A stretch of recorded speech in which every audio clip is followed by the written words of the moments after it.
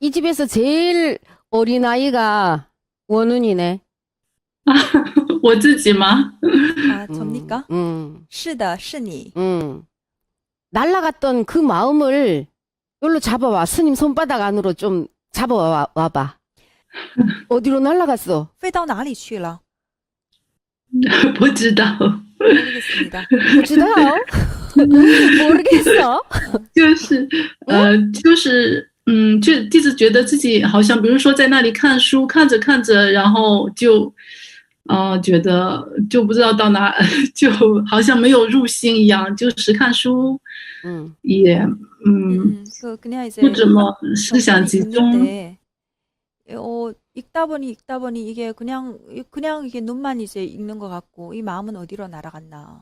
그러니까는 이 화두가 뭐가 화두냐면 있잖아. 이 마음이랄 것 없는 이 마음이 어디로 날아갔는가?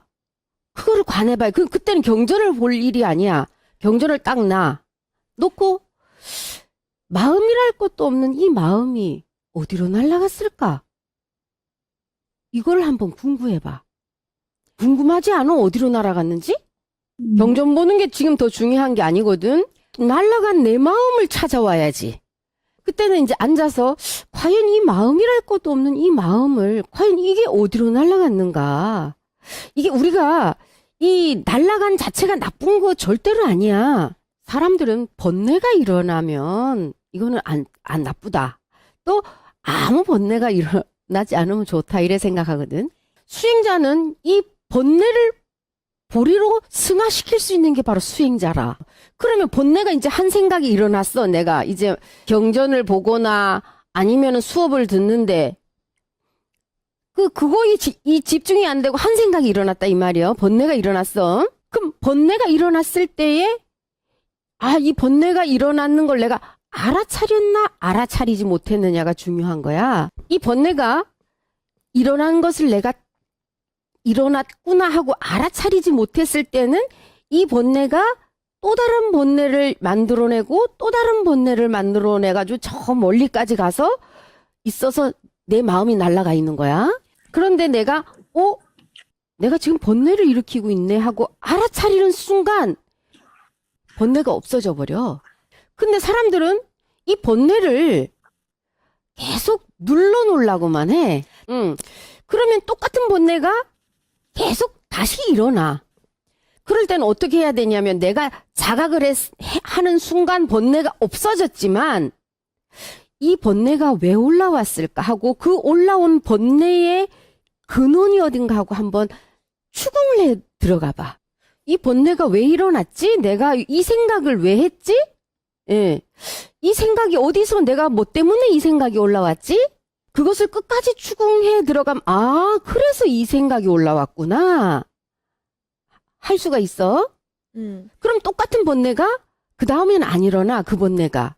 그리고 경전을 볼 때는 이제 경전 공부를 할 때는 스님이 이제 저번에도 독일에 가서 법문할 때 이제 말했던 건데 우리가 집중을 하는 방법 중에서 경전을 독경을 하면서 내가 독경하는 소리를 내가 반드시 들어야 돼.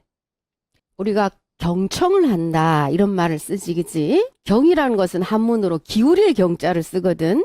청은 이제 들을 청자를 써. 그럼 뭘 기울여서 듣냐 이 말이야. 마음을 기울여서 듣는 게 경청이야. 이 경청의 첫 번째 연습이 뭐냐? 남의 소리를 듣는 게 아니라 내가 말하는 소리를 내가 들으면서 말을 하고 내가 경을 독경하면 독경하는 그 소리를 내가 들으면서 말을 하는 게 경청의 첫 번째 가장 중요한 연습이고 방법이야. 사람들은 내가 하는 말을 다른 사람이 들으라고 생각을 하고 자기는 들을 생각을 안 해. 자기가 하는 말을. 내가 하는 말을 내가 들으면서 말을 하는 이런 습관을 가지고 있으면 절대로 자신이 하는 말에 실수를 하지 않아. 스님이 말한 대로 내가 하는 말을 내가 들으면서 하는 사람들은 다른 사람이 하는 말도 귀 기울여서 듣는 이미 연습이 됐기 때문에 허투루 듣지를 않아. 이거는 엄청난 집중력을, 아이들이 공부를 할 때도 마찬가지야. 책장은 넘기는데 지나간 내용이 하나도 기억에 남지 않고 글씨만 읽은 것 같아. 그때는 뭐냐면은 딴 생각이 들어왔고 입만 지금 눈하고 입만 발음 연습을 하고 있는 거야. 내가 하는 말을 내가 들으면 다른 생각이 들어올 수가 없어. 그러면은 아이들이 공부를 할 때도 엄청난 집중력이 생겨. 그거를 해보고 또 스님이 당부하고 싶은 거는 우리 원훈이한테 당부하고 싶은 게 있어요. 원훈이는 애들이 하는 게 때로 마음에 안 드는데 애들은 엄마가 하는 게 다 마음에 들까? 입을 안 떼면 안 돼. 스님이 지금 하고 싶은 말이 뭐냐면 대화가 너무 없다는 거. 네. 그래서 니도 왜 마음이 공허해? 니네 就是 아이들도 마음이 공허해. 很空虚的感觉。 사람은 옆에 있는데 외로워. 말을 안 한다고 그게 되는 게 아니라 있잖아. 사람으로 태어나서 죽을 때까지 연습해야 되는 게 3가지가 있거든. 첫 번째, 第一个 말하기. 说话， 두 번째, 第二个 남의 말을 경청하는 거 듣기야. 倾听， 세 번째, 第三 감정 전달하기. 传达你的内心，转达你的内心的感情，那种一个情怀。 단지 그냥 우리가 엄마, 아빠 이런 단어를 말하기가 아니라 과연 어떤 사람이 말을 할 때는 똑같은 말인데도 기분이 안 나빠. 어떤 사람이 말을 하면은 똑같은 말인데 기분이 나빠. 사람들은 언어를 통해서 서로의 의사를 전달을 하면서 살아가기 때문에 어떻게 이 말을, 내 마음을 상대에게 전달을 하느냐. 이 언어라는 것은 소통하기 위한 방편이잖아. 다 깨달음을 얻어서 언어도단, 문자를 세우지 않고 언어를 하지 않아도 그냥 봐도 마음과 마음으로 통하는 그런 상태로 살아가는 수준이 안 되잖아. 그지? 그럼 사람들은 언어를 통해서 서로 소통을 하면서 살아가야 되는데 어떻게 내 생각을, 내 마음을 저 사람하고 소통하고 하는 그 방법을, 언어를 어떻게 표현하느냐에 따라서 상대가 때로는 마음이 상할 수도 있고 상처를 받을 수도 있고 아니면 똑같은 상황인데도 기분 좋게 받아들일 수도 있는 거잖아. 그지? 이거는 가장 가까운 가족들 사이에서 제일 중요한 거야, 사실은. 이 연습을 안 해, 사람들이. 그래서 똑같은 언어를 사용하는데도 소통이 안 돼요. 듣는 연습을 해야 되거든, 경청하는 연습을. 이 두 번째 경청하는 연습이 뭐야? 아까 스님이 그랬지? 마음을 기울여서 듣는 게 경청이라 그랬잖아. 그치? 경청이 연습이 안 된 사람은 자기가 듣고 싶은 내용만 들어요. 또 그 사람의 생각과 관계없이 자기가 해석하고 싶은 대로 해석을 해. 그게 뭐냐면 경청의 연습이 안 돼 있어서 그런 거야. 애들이 그러면 엄마가 뭘 하라 그랬는데도 계속 반복적으로 똑같은 거를 지적을 했는데 10번 다 똑같이 안 하는 거야. 보통의 사람들은 어떻게 하냐면 그럴 때 엄마가 몇 번이나 말했니? 10번이나 말했는데 어떻게 그렇게 말을 안 들어? 그러면서 화를 내거나 짜증 내겠지, 그지? 그러면 아이들은 어떻게 하겠어? 엄마의 짜증이, 잔소리가 듣기 싫으니까 마음의 문을 확 닫겠지, 그지? 그럼 엄마의 목적은 뭐야? 이 아이한테 내가 화난 것을 전달하는 게 목적이야? 아니면 이 아이가 똑같은 이런 잘못을 안 하는 게 내 의사를 전달하는 게 목적일까? 이 의사 전달보다 감정 전달이 먼저 돼버리는 거야? 모든 사람들은 내 마음이 다치고 싶지, 상처받고 싶지 않거든. 이게 모든 사람의 본능이기 때문에 마음의 문을 확 닫는 거야. 그럼 그럴 때 지혜로운 엄마라면 어떻게 할까? 감정 전달하기 연습을 한 엄마라면 어떻게 할까? 야, 우리 딸, 엄마가 있잖아.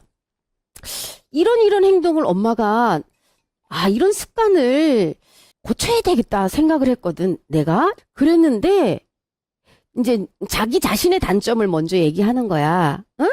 나는, 엄마는 이런 행동을 고쳐야 되겠다고 생각을 해서 노력을 하는데, 나도 모르게 어느 순간 보면 내가 똑같은 행동을 또 하고 있는 거야, 엄마가.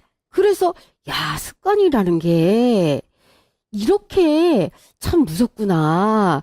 이 고쳐야 된다고 하면서도 또 이게 내가 그 행동을 하고 있는 걸 보니까 참 이 고치기가 어렵구나 이런 생각이 들었거든. 우리 아들도 엄마가 이렇게 하면은 하지 말라 그러는데도 자꾸만 하게 되지, 그지?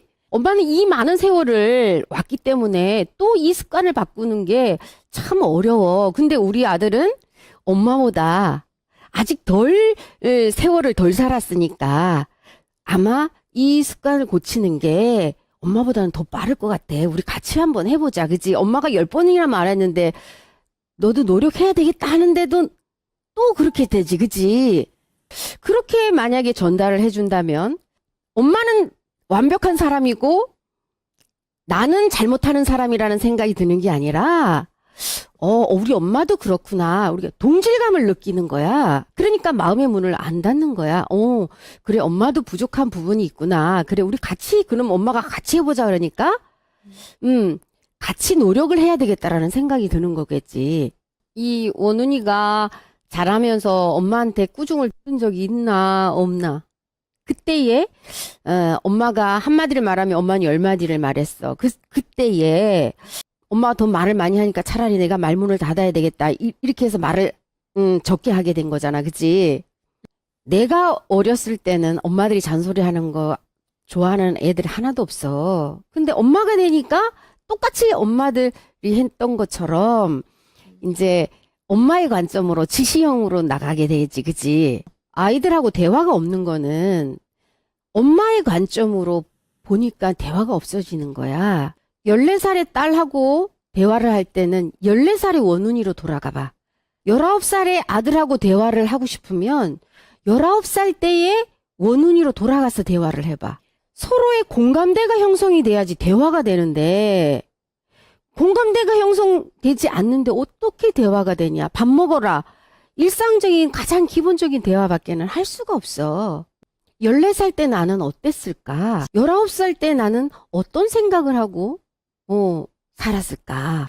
이 19살 때의 나를 돌아가서 생각을 하면서 말을 하게 되면 아들하고 대화해야 될 게 무궁무진해. 엄마가 말하는 게 이제 말수가 적잖아. 그게 왜 그랬냐면 14살 때에 내가 때로는 상처받았던 것들 뭐 이런 것들을 내 마음부터 먼저 오픈을 시켜야 돼.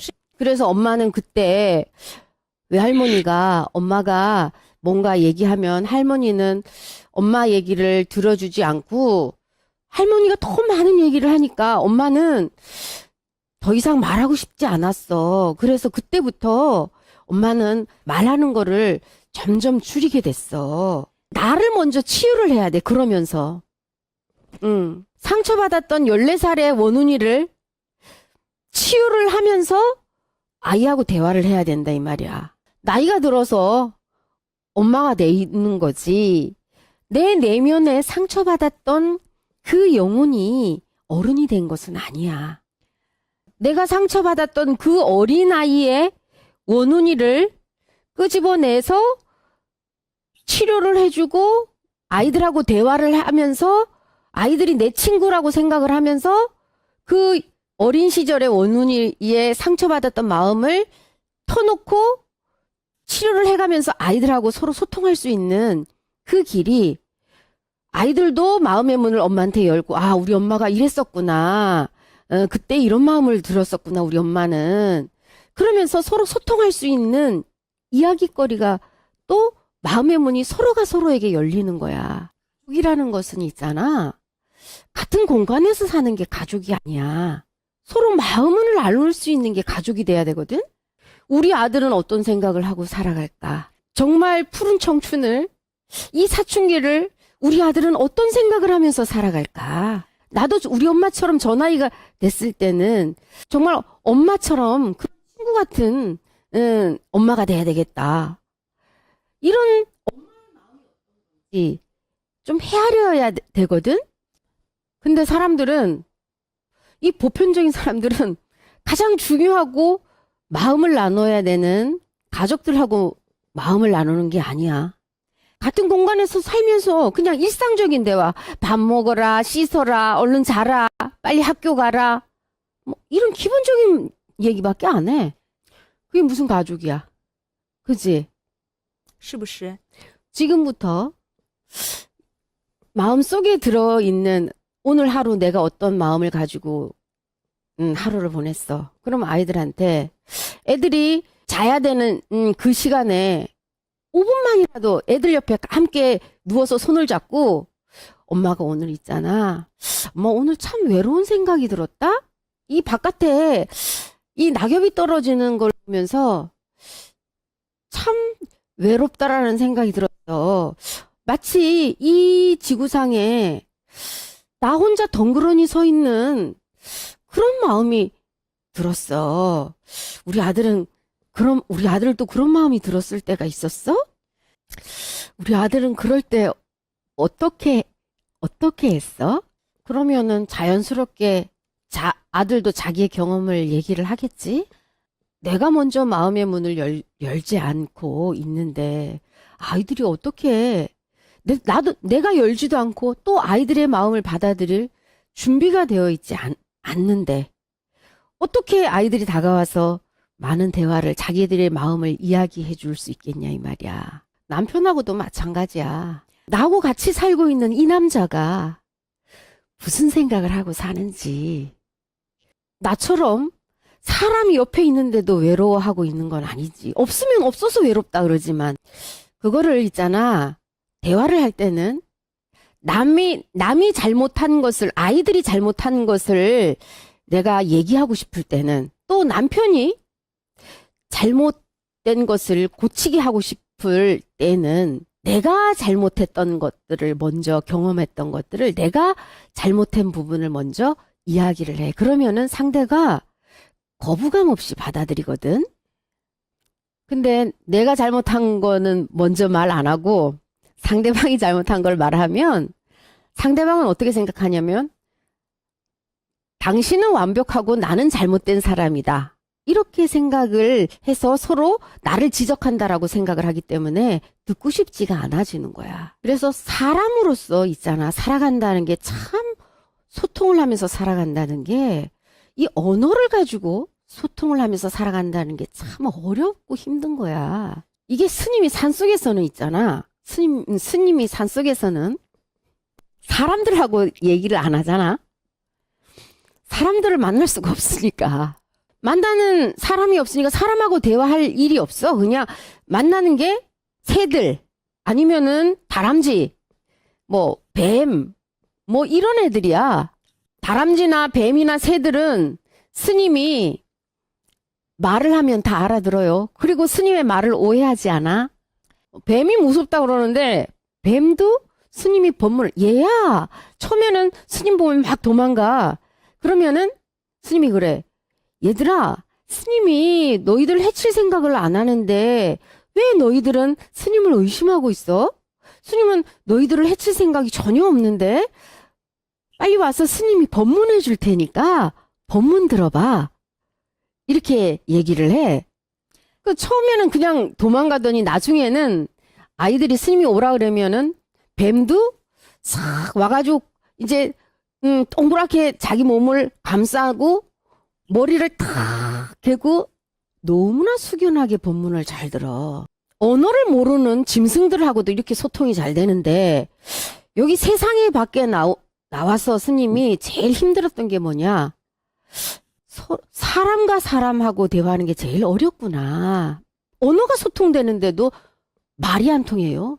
내가 그런 뜻으로 한 게 아닌데 자기가 해석하고 싶은 대로 해석한다 이 말이야. 그래서 스님이 야, 사람들이 대책이 없이 살아가는구나. 이런 세상에서 사람들이 말하기, 듣기, 감정 전달하기를 죽을 때까지 연습을 해야 되는데 이걸 왜 안 할까?